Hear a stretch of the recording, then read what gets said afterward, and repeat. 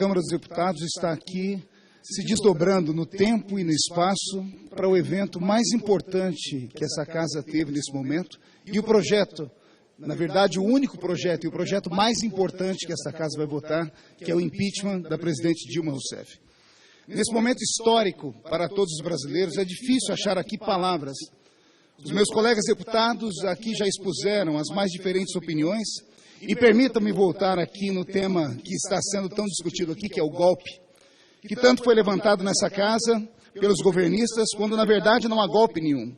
Golpe foram eles que deram, ao tentar de todas as formas atingir a educação das nossas crianças, com abordagem de assuntos sexuais para crianças com menos de 4 anos de idade, com a sepultada, graças a Deus, teoria do gênero, o assassinato de crianças com a legalização do aborto, que até hoje tentam mascarar com os mais variados nomes aqui nessa casa.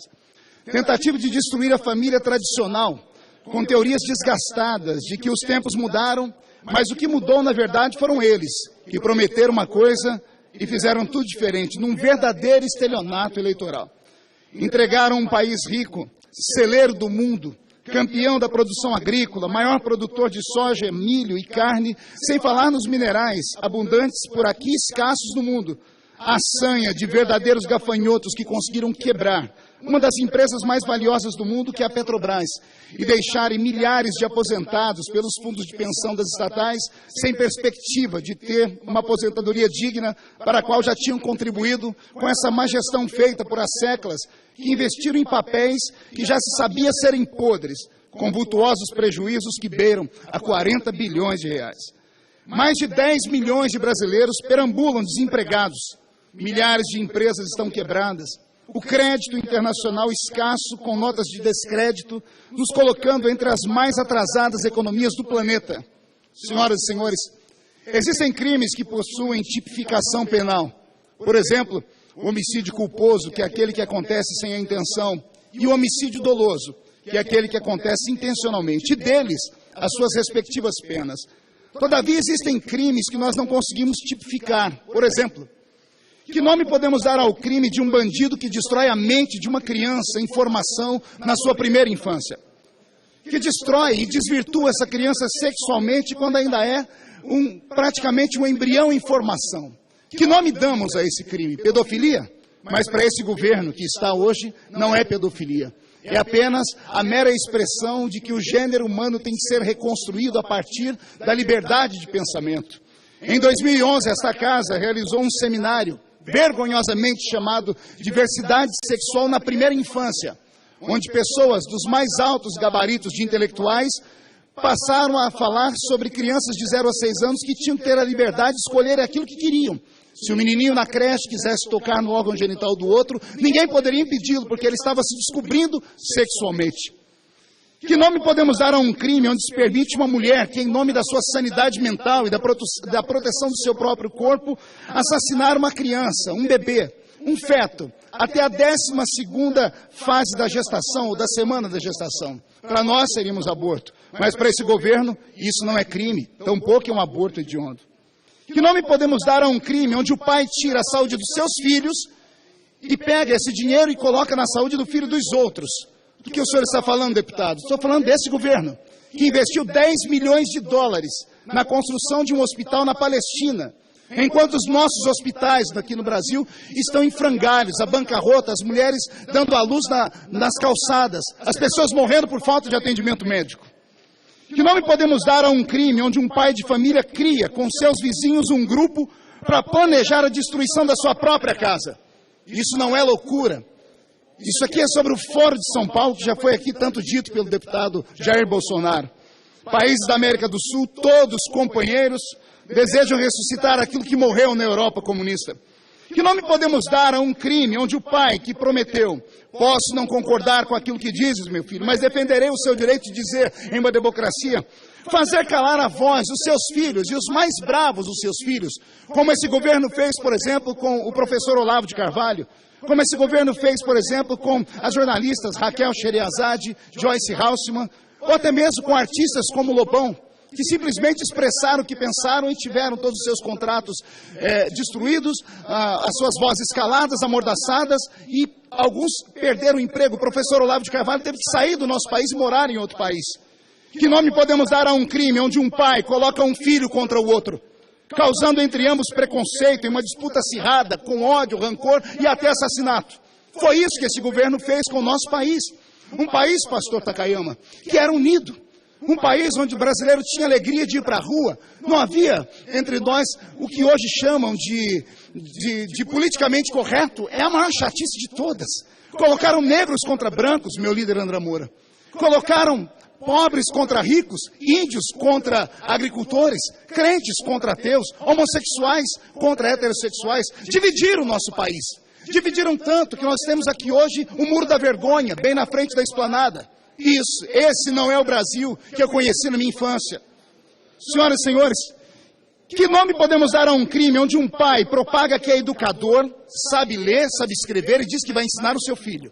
Diz que é educador, mas os seus filhos não sabem ler e nem escrever. E quando sabem ler, não conseguem compreender aquilo que leram. Eu estou falando da pátria educadora do Brasil, que deseduca. Nossas crianças saem da escola, basta os que têm mídias sociais verem as respostas que as pessoas postam. Não sabem ler, não conseguem conjugar a língua portuguesa, não conseguem entender aquilo que leem, gostam de ler apenas o título e daí fazem uma ideia. Nossas crianças, nossos jovens estão sendo idiotizados pela internet. A USP, que já foi a coroa da educação do nosso país, em 2013 perdeu a cadeira entre as 200 maiores e melhores universidades do mundo. Que nome podemos dar a um crime onde um pai desperta a esperança do filho dizendo: você vai se formar, vai ter um diploma, vai ter uma formação acadêmica, ele o inicia na faculdade e antes da conclusão da faculdade, o filho é obrigado a sair de lá, porque o pai não tem dinheiro para sustentar o filho. Que loucura é essa, deputado? Não é loucura, foi o que o governo fez. O Ministério da Educação, em 2015, anunciou que o dinheiro para os novos contratos do FIES acabou. Por isso o MEC não vai reabrir mais as inscrições. Deixaram à deriva meninos e meninas que tinham sonhos e esperança e não vão concluir as suas universidades, as suas faculdades, por culpa de um governo que não soube se estabilizar, que fez falcatruas na economia, que vendeu um sonho que não existia. São bandidos. Que nome merece um pai que diz que vai proteger o filho? Qual nome nós damos a esse crime? Um pai diz: eu vou proteger você, meu filho, de qualquer coisa, e de repente ele joga o seu filho para os leões, na mão de bandidos e dos assassinatos mais espuros que podem haver na história do mundo. Eu estou falando do meu Brasil, que em 2013 contabilizou 56 mil assassinatos, muito maior do que o número dos mortos na guerra da Síria. Esse é o Brasil do PT.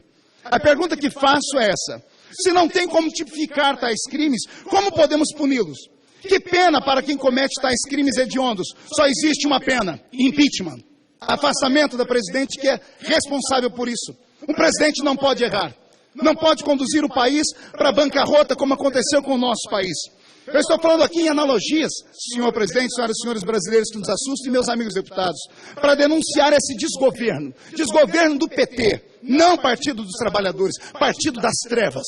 Porque só quem tem pacto com as trevas faz pacto com o diabo para colocar o Brasil onde está hoje. Não aceitamos mais isso. No domingo, nós vamos ter aqui 2 sepultamentos. Na verdade, 2 sepultamentos mesmo. Um desse desgoverno que é o PT. E o outro, a reputação de muitos amigos parlamentares que aqui estão. A história não os perdoará. E não falo aqui dos deputados que desde sempre assumiram o compromisso com seus partidos de votarem contra o impeachment. Eu falo com aqueles deputados que, infelizmente, se esconderam atrás da capa da dúvida. Digo sim, atrás da capa da dúvida, talvez para na calada das noites, como está acontecendo aqui em Brasília, em lugares dos mais escusos, venderem-se, serem achacados ou achacarem alguém, extorquirem. Vendem e se locupletam pelas 30 moedas de prata da traição.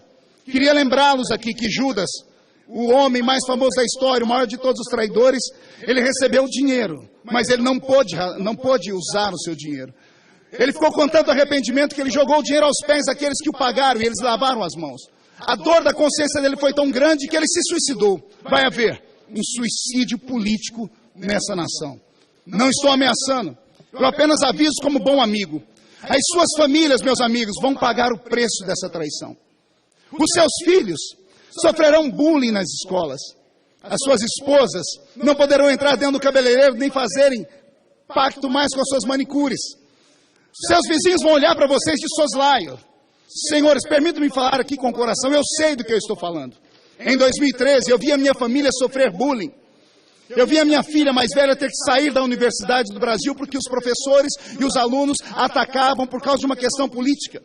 Eu vi a minha esposa adoecer por 2 anos seguidos, em uma cama onde não podia dormir, dormia sentada por causa da síndrome do pânico. Uma doença psicossomática que só tem pessoas que têm um trauma muito grande na sua alma, como aquele que nós passamos, de não podermos ir num lugar público sem ser xingados, ou atirar em pedra ou cuspidos. Eu sei do que nós passamos.